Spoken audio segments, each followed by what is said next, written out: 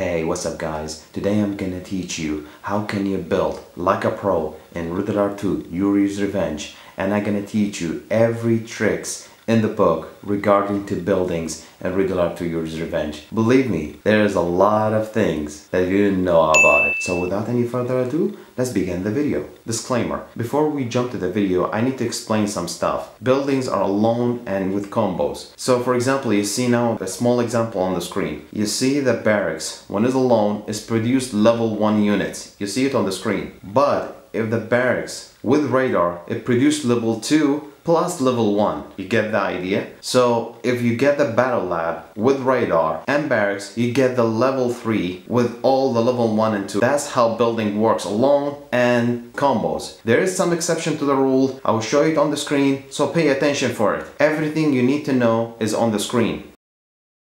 Now I'm gonna only show you the buildings by itself. So you see everything on the screen. I chose an allies for it because the allies is exactly the same as Soviet. There is no difference. Both of them are same, but only there's the small difference is the robot control is available for allies but not available in Soviet. So that's the only difference. But everything regarding to building order is exactly the same. The only two exceptions to the rules when they are alone is the ore refinery and prison tower. That is the only exceptions. You always keep that in mind because the ore refinery can build a radar, prison tower need a power and radar. That is the only exception. I don't know why this is exception to the rule. So I'm gonna show it at the end and explain it in further details.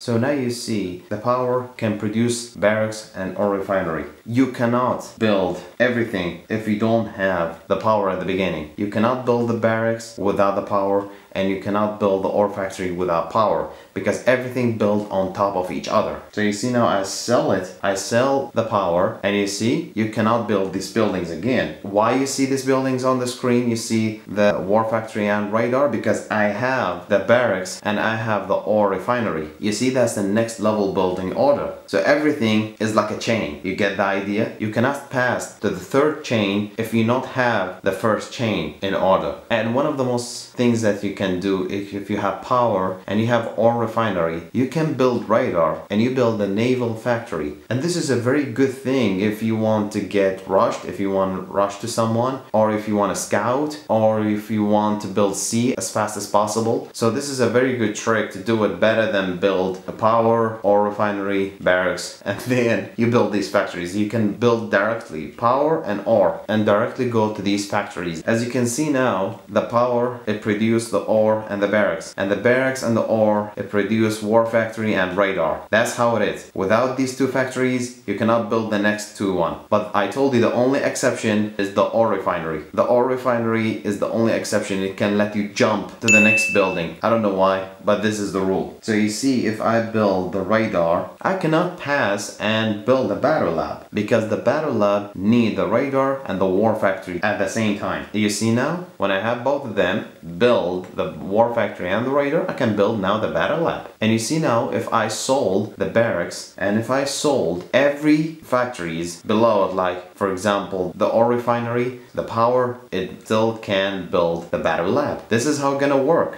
But one of the most hilarious one, this is one of the exceptions. If you want to build the ore purifier, you need to have the battle lab and you need to have the ore refinery. Without these two factories, you cannot build it again. This is one of the most weird things I ever see. I didn't even know this, really, to be honest. I really didn't know this. And if you want to get the robot tank or if you want to get the MCV, you just build the war factory and the service depot, and you get the war factory with the robot control factory. And that's it, and you're gonna get it easily. You not need any other factories, just these factories, and that's it. In Allies and Soviet, you need to have the power and you need the radar. Without it, you cannot build the Tesla tower or the prison tower. I don't know why, this is a very weird. So this exceptions, this is only for Allies and Soviets. With Soviet, there is another exception. If you successfully can build the battle lab, you can build the nuclear power and build it, or even not build it, but you can sell your first power, even if you not build your nuclear power. This is a very weird thing. This happened with Soviet players. A lot of people, they know it, a lot of pros, they know about it, but to be honest, I don't know why this is happening. So here you have it. If you want to get the Psycho Tower with Yuri, you only need the radar. You don't need the power. This is exception. That's why I'm telling you, in Allies, you need the power and the radar, but with Yuri, you only need the radar. Yeah, that's exception. Another exception with Yuri, the grinder is act as a service depot and as a repair facility for Soviets and Allies. It not act as an ore purifier. I don't know why it does not act this way. So if you want to get the grinder, you need the war factory and you're gonna get the grinder instantly. This is an exception, so you always keep that in mind. And here's another very weird trick with Yuri. I already posted about it, but I included in the video. If your last miner as a Soviet get destroyed, you can still build another factory. You can still build, like, you never lost any factory. But with Allies and Soviet, if you lost the ore refinery, you're gonna lose factories, same as I said. But with Yuri, this is an exception. Watch that video and you're gonna know exact detail how that trick is work and when you're gonna use it. I can include it above or in the description. After you finish the video, go and watch it. One of the most OP trick that you can do it with Yuri, and Allies is not that work, but with Yuri it is very OP,